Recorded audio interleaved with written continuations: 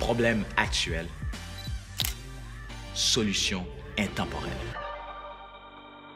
Timeless Podcast.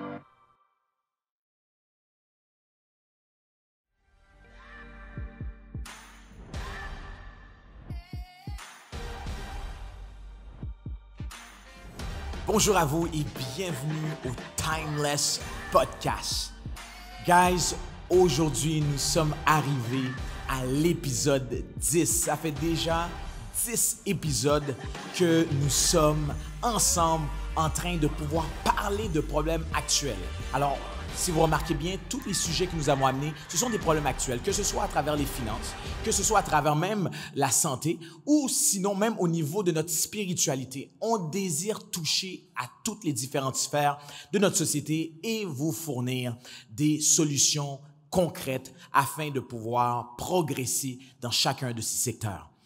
Alors aujourd'hui, j'aimerais premièrement saluer ceux qui nous écoutent très souvent les lundis matins et qui ne peuvent commencer leur lundi matin sans souligner à quel point que ce podcast-là les affecte. Alors, Maria, je te salue. Shirley, je te salue de Dubaï. Et il y a tant d'autres. De temps en temps, vous me côtoyez et vous me disiez à quel point que cette émission vous touche. Alors, on est là pour vous. Et évidemment, on vous demande, à vous qui nous écoutez aujourd'hui, de pouvoir partager cette émission. Et vous ne le savez pas, cette émission-là peut toucher la vie de quelqu'un à tout jamais. Aujourd'hui, nous aimerions parler d'un sujet qui, évidemment, est d'actualité, mais surtout par rapport à cette semaine. La semaine qu'on va amorcer est une semaine où ce que nous désirons aussi célébrer les papas. Alors, le dimanche qui s'en vient, nous allons célébrer les papas. Et j'ai trouvé bon que nous puissions aujourd'hui parler et vraiment méditer par rapport aux pères, aux différents pères. Car les pères vivent des réalités que souvent et malheureusement, on ne prend pas assez conscience et on ne pose pas assez d'actions pour pouvoir amener des solutions. Aujourd'hui, j'aimerais vous parler d'un sujet et je l'espère que ça va sensibiliser, oui, ça va sensibiliser surtout les mères. C'est paradoxal ce que je viens de dire là. Je veux parler aujourd'hui des pères, mais j'aimerais que ça passe à travers, qui veut dire c'est un message que j'aimerais que les mères puissent entendre, les femmes puissent entendre, afin de faire en sorte qu'on puisse réellement célébrer les papas. Et tout au long de l'émission, vous allez pouvoir comprendre pourquoi que je demande aux mères d'être plus sensibles aujourd'hui. À vous qui, si vous êtes un homme, à ce moment-là, c'est pas à ce moment-là que c'est le temps de pouvoir dire, OK, non, c'est pas pour moi. Non, j'aimerais que vous puissiez rester branchés. Alors aujourd'hui, le sujet, comment activer la grâce d'un père? Comment activer la grâce d'un père? Alors, le problème qui est actuel par rapport à ce sujet, c'est le fait que maintenant dans notre société, maintenant dans notre vie de tous les jours, s'il y a quelque chose qui est extrêmement commun et qu'on va remarquer, c'est le déshonneur par rapport au père. Qui veut dire maintenant, les pères, c'est comme si qu'on se disait, mais est-ce qu'un père est vraiment un père dans notre société? Est-ce qu'un père vraiment a le rôle et a la direction pour amener sa famille? Est-ce qu'un père est toujours relevant, est toujours pertinent au 21e siècle? C'est carrément une question que des fois, notre société et la narration qu'on écoute à chaque jour à travers les actualités qu'on peut constater. On se demande même, est-ce qu'un père est utile dans un foyer? Et ça, pour moi, pour le but de l'émission, et surtout par rapport à la parole de Dieu. Parce qu'à la fin de la journée, nous voulons que tout ce qui est véhiculé puisse toujours véhiculer la pensée de Dieu. Tout ce que nous voulons amener comme fondation doit provenir de la parole de Dieu. Alors toi qui es croyant, évidemment, tu sais que nous allons puiser cela à travers la parole de Dieu. Et toi qui es non-croyant, je t'invite à pouvoir ouvrir ton esprit et essayer de comprendre les Écritures. Et le plus que tu vas comprendre, le plus que tu vas voir la splendeur de notre Seigneur. Alors, le problème actuel, c'est le déshonneur des pères. C'est la perte de substance, des hommes contemporains. C'est le cri silencieux des hommes. Les hommes souffrent actuellement. Il y a des pères actuellement qui se lèvent le matin et quand ils vont aller pour aller travailler ou que même quand ils reviennent de travail, ils sont épuisés psychologiquement, épuisés mentalement, épuisés physiquement et même épuisés spirituellement. On remarque que les hommes tombent dans une sorte de décadence qui les amène à ne plus être l'homme selon Dieu, mais à être un homme selon les caractéristiques du monde. Les hommes selon les caractéristiques du monde actuel, c'est un homme qui est en reculons. C'est un homme qui est secondaire. C'est un homme qui qui suit même sa femme. Mais selon les Écritures, l'homme devrait être le chef de la femme. L'homme devrait être celui qui dirige. Et là, je peux déjà entendre les pensées de certaines personnes qui disent « Ah, mais ça, Manfred, c'est archaïque. Ça, Manfred, c'est dans l'ancien temps. Ça, Manfred, c'est dans l'époque médiévale et dans l'époque de l'Antiquité que l'homme était, oui, le chef. Mais ça, c'est un discours de macho. » Ah, oui, il y a des femmes actuellement qui m'écoutent et elles disent « Hey, wow, là, Manfred, là, tu te crois dans quelle année? » Ça reste intemporel. L'homme est le chef de la femme, selon les Écritures et selon la perspective de Dieu. Et vous savez, en lien avec ce que je suis en train de vous dire, j'ai jamais remarqué une femme, en tout cas, par expérience personnelle, j'ai jamais remarqué une femme qui ne désire pas avoir la sécurité que donne un homme. Même lorsque tu remarques qu'une femme pourrait dire que non, je désire pas cette sécurité-là. Souvent, il y a un manque, il y a eu une cassure, il y a eu un traumatisme. Il y a eu quelque chose qui s'est fait dans le passé par rapport à cette femme. Mais ordinairement, de manière naturelle, vous allez remarquer qu'une femme désire qu'un homme le sécurise. Elle désire qu'un homme soit romantique. Elle désire qu'un homme puisse pourvoir. Il y a pas une femme qui va dire non, je veux pas que tu sois romantique. Non, je veux pas que... je crois qu'il y a juste Andy, puis il y a juste Deb qui comprend ce que je veux dire. Une femme qui me dit que t'aimes pas qu'un homme soit romantique, il y a un problème. Il y a un problème. Mais par rapport à ce que je vous dis aujourd'hui, je désire absolument que cet épisode puisse éclore chez le foyer d'un homme et d'une femme, d'un ménage, qu'il y ait une harmonie qui puisse éclore grâce à ce que vous allez entendre aujourd'hui. Je parie que, à travers cet épisode, les enfants même qui vont écouter, que tu as un père, tu sais que tu as un père dans ton foyer, mais que, à travers cet épisode-là, tu vas devenir assez mature pour pouvoir savoir comment honorer ton père dans le foyer. Et qu'à travers cet épisode, vous qui êtes des pères qui écoutez actuellement, que vous allez devenir assez conscient pour comprendre la grâce qui réside dans votre vie. Car juste le fait que tu sois un père et que tu prends des responsabilités dans ton foyer, il y a une grâce qui est déposée sur toi. Il y a une faveur qui est sur toi automatiquement selon la perspective divine. Si tu l'as pas déclenché, ça c'est toi. Mais il y a quelque chose en toi qui est extrêmement puissant. Et lorsqu'un père réalise cela, lorsqu'un père devient conscient de cela, I'm telling you guys, il y a quelque chose qui se passe dans ton foyer. Et ça, c'est la pensée de Dieu. Dieu désire que les hommes prennent leur place. Dieu désire que les hommes soient les éclaireurs de leur foyer. Dieu désire que les hommes soient les pourvoyeurs de leur foyer. Dieu désire que les hommes soient ceux qui soient une source au sein de leur foyer. Dieu ne désire pas que tu sois faible. Dieu ne désire pas que tu sois en manque. Dieu ne désire pas que tu sois minime ou même minable. Dieu désire que tu sois un père. Qu'est-ce qu'un père? Un père, selon les Écritures, c'est une source. Un père, selon les Écritures, c'est une source de bénédiction. Un père, selon les Écritures, c'est une représentation même de Dieu. Car lorsque Christ a voulu identifier Dieu, il n'a pas appelé le Dieu très haut, il n'a pas appelé Yahvé, il n'a pas appelé d'autres noms. Il a dit Abba, il a dit Père, il a donné il a parlé de cette relation intime qu'il a avec son Père. Et ça, c'est en lien direct avec ce que je vais vous dire aujourd'hui concernant de comment, je vais vous donner des solutions pratiques sur comment activer la grâce d'un père. Comment activer la grâce d'un père. La parole de Dieu nous dit dans Proverbe 17, le verset 6, ça dit que les pères sont la gloire des enfants.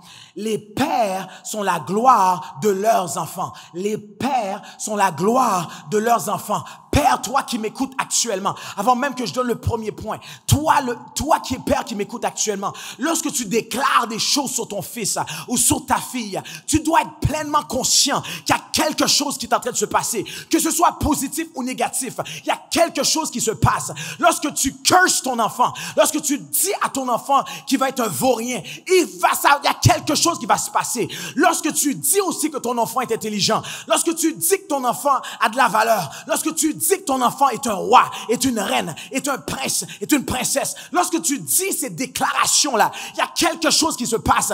Combien de personnes maintenant sont à Pinel? Combien de personnes maintenant sont à l'Hippolyte Lafontaine? À cause, my God, à cause d'une parole de père, à cause d'une parole que le père, par sa frustration, il a dit, et dans son inconscience qu'il a déclaré. Et à cause de cela, il y a un handicap qui s'est créé sur l'enfant. Malheureusement, le fait qu'il n'était pas conscient et qu'il a déclaré, à cause de sa position de père, la chose s'est passée. Alors toi qui m'écoutes, comment activer la grâce d'un père? Qui veut dire, il y a des pères, il y a un père qui est chez toi actuellement et qu'il a une grâce. Il y a une déclaration qu'il est capable de donner. Et grâce à cette déclaration-là, my God, cela peut activer quelque chose dans ta vie pour les 10 prochaines années. La parole de Dieu, peuple de Dieu, et toi qui m'écoutes aujourd'hui, ça ne ment pas. Un père est appelé à être une bénédiction dans ton foyer. Ne soyez pas de ceux qui, juste dimanche, le 20, dimanche qui s'en vient, que vous allez être de ceux qui vont juste acheter des kits de manucure ou des kits de pédicure. Oh, papa, tiens, je veux juste que tu prennes soin de toi. Andy, que tu prends soin de toi. Que tu prends soin de toi, tu me donnes juste la manicure. Hey! Non, je ne vais pas activer aucune grâce. Non. L'important ici, pour ceux qui m'écoutent, c'est comment activer cela. Comment faire en sorte que en tant que père, la personne qui est un père, tu arrives à faire certaines choses qui va déclencher quelque chose chez lui pour que lui puisse te bénir. Premièrement, comment le faire? Premièrement, apprenez à le connaître. Apprenez à le connaître. Ça a l'air très simple ce que je viens de dire là. Mais vous seriez surpris du nombre de personnes qui ne connaissent pas leur père, malgré que le père est présent au sein du foyer. Apprenez à connaître votre père. Apprenez à savoir ce qu'il aime. Apprenez à savoir ce qu'il n'aime pas. Apprenez à savoir qu'est-ce qui le rend énergique. Apprenez à savoir qu'est-ce qui le rend faible. Apprenez à savoir qu'est-ce qui l'amène dans une position où il est irrité. Qu'est-ce qui l'amène maintenant dans une position où il va être excité. Est-ce que vous connaissez votre père? Prenez cette réflexion-là. Toi qui m'écoutes ce matin, prends cette réflexion-là. Est-ce que tu connais réellement ton père? Celui que tu aimerais qu'il te bénisse, est-ce que tu le connais? Parce que souvent, on aime que quelqu'un nous bénisse, mais on n'aime pas connaître celui qui nous bénit. On désire, même avec Dieu, on désire que Dieu nous bénisse. Mais est-ce que tu connais le Dieu qui te bénit? Est-ce que tu connais ce Dieu-là? Bon, est-ce que tu aimes plus la bénédiction que celui qui te donne la bénédiction? Apprends à le connaître. Beaucoup d'entre vous connaissez l'histoire d'Isaac. D'Isaac qui avait 2 fils, Ésaü et Jacob.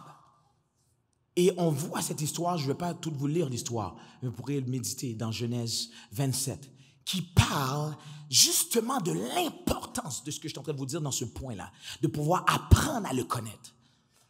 Parce que Isaac, qui était le fils d'Abraham, avait reçu ce qu'on appelle la bénédiction d'Abraham, une bénédiction générationnelle qui poursuivait les enfants des enfants des enfants. Et Isaac était pleinement conscient de cette bénédiction-là. Et Isaac savait qu'il devait le relâcher sur ses enfants. Mais l'histoire nous dit ici, dans Genèse 27, à partir du verset 1, je vais le lire pour vous. Isaac devenait vieux et ses yeux s'étaient affaiblis au point qu'il ne voyait plus. Alors il appela Ésaü, son fils aîné, et lui dit, « Mon fils !» Et il répondit, « Me voici. » Isaac dit, « Voici donc, je suis vieux, je ne connais pas le jour de ma mort. Maintenant donc, je te prie, prends tes armes, ton carquois et ton arc, va dans les champs et chasse du gibier. » Et voyez le verset le plus important ici, le verset 4. Ça dit, « Fais-moi un mets comme j'aime. Fais-moi un mets comme j'aime. Apporte-le-moi à manger afin que mon âme te bénisse avant que je meure. » Vous voyez, il était conscient qu'il était capable de relâcher une bénédiction sur ses enfants. Il était conscient, il était pleinement dans un état où ce qu'il savait que ces déclarations pouvaient amener bénédiction ou malédiction sur ses enfants. Mais pour le déclencher, il a précisé à son fils, « Fais-moi un mets comme j'aime. » Ce point-là, ce qui est très important à saisir, c'est est-ce que tu connais ce que ton père aime? Tu veux activer concrètement la grâce d'un père? Regarde, étudie ce qu'il aime. Le plus que tu vas savoir ce qu'il aime et que tu vas pouvoir lui fournir ce qu'il aime, le plus que tu vas être dans le bon côté, dans le bon côté de son cœur. Et le plus que tu vas être dans le bon côté de son cœur, je te garantis que ce père-là va penser à toi dans ses prières. Je te garantis que ce père-là va penser à toi lorsque tu dors. Je te garantis que ce père-là va penser à toi pour relâcher une bénédiction qui va suivre les enfants de tes enfants. Peuple de Dieu, ne soyons pas de ceux qui fonctionnent dans leur chrétienté, dans leur spiritualité de manière charnelle. Dans le sens qu'on n'a aucune intelligence spirituelle pour comprendre les choses qui sont spirituelles. Lorsque tu comprends les choses qui sont spirituelles, tu vas faire des choses que tu ne comprends pas de manière logique. Mais lorsque tu vas le faire, il y a quelque chose qui est relâché dans le monde spirituel pour te donner ce que tu as demandé. Peuple de Dieu, les choses spirituelles peuvent être étranges à ton cerveau, mais selon Dieu, ça prend plaisir. Car les choses, oh my God, la parole de Dieu nous dit, un fils sage fait la joie de son père. Un fils sage fait la joie de son père. Lorsqu'un fils connaît ce que son père aime, le père va être dans la joie. Et lorsqu'il va être dans la joie, il va relâcher la bénédiction sur toi. Active concrètement la grâce de ton père en apprenant à le connaître. Par la suite, deuxième manière de pouvoir activer concrètement la grâce d'un père. Apprenez à le célébrer de tout votre cœur. Oh, yes. Apprendre à le célébrer de tout votre cœur. Et là, j'aimerais vous parler à vous, mesdames. Je vous ai dit que j'allais vous parler. À vous, mesdames, j'aimerais vous parler. Est-ce que réellement vous célébrez votre mari? Votre mari qui est un père. Votre mari qui a décidé de rester à côté de vous, dans les bons comme dans les mauvais jours. Votre mari qui n'est pas juste un géniteur, qui veut dire juste un homme qui a décidé d'avoir un petit moment douce. Oui, parce que malheureusement, il y a des enfants qui sont nés juste à cause de ce désir de douceur de ces hommes. Et que ces enfants-là sont nés. Mais ce ne sont pas des vrais pères, ce ne sont pas des pères. Un père prend une responsabilité. Un père est une source. Un père est quelqu'un qui est capable d'asseoir une bénédiction dans sa maison. Mais c'est juste un géniteur, ces hommes-là. Comme on dit au Congo, ces brouteurs-là. Et ces brouteurs-là, on devrait les arrêter. Bon, mais ça c'est un autre débat. Mais ici, ce qui est important à comprendre, c'est de célébrer de tout votre cœur ces hommes-là. Est-ce que vous savez quand que votre homme est dans la joie? Est-ce que vous savez quand que votre homme est dans la peine?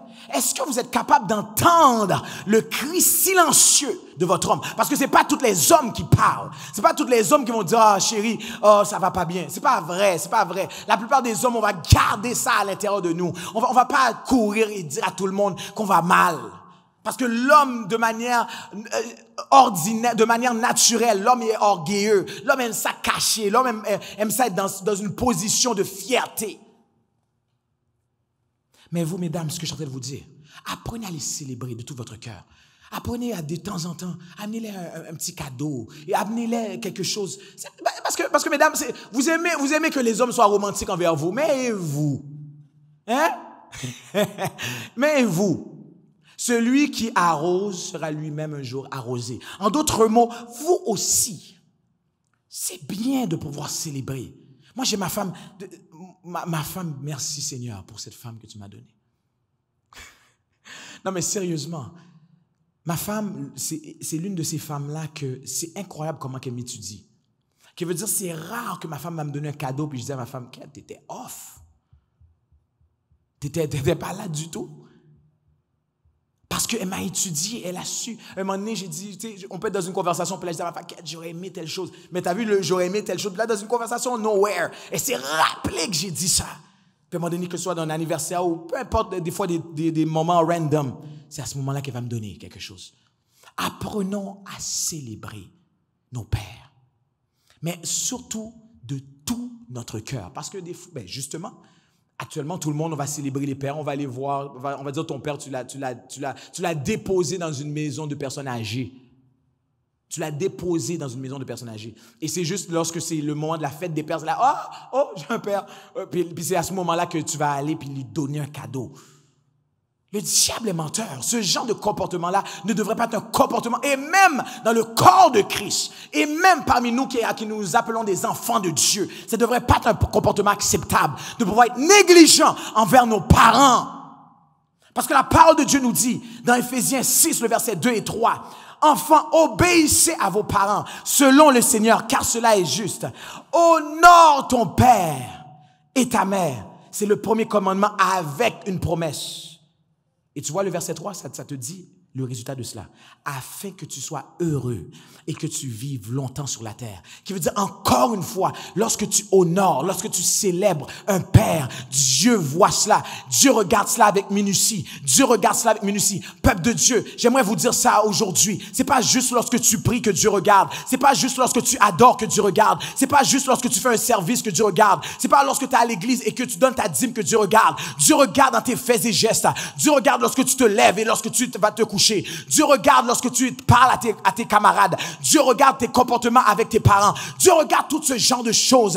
Car Dieu dit, marche devant ma face et sois intègre. Marche devant ma face et sois intègre. C'est ce qu'il a dit à Abraham dans Genèse 17. Pourquoi qu'il a dit cela? Parce que Dieu regarde le fait que tu sois un homme complet. Il désire que tu sois un homme selon lui. Il désire que tu sois un homme vrai.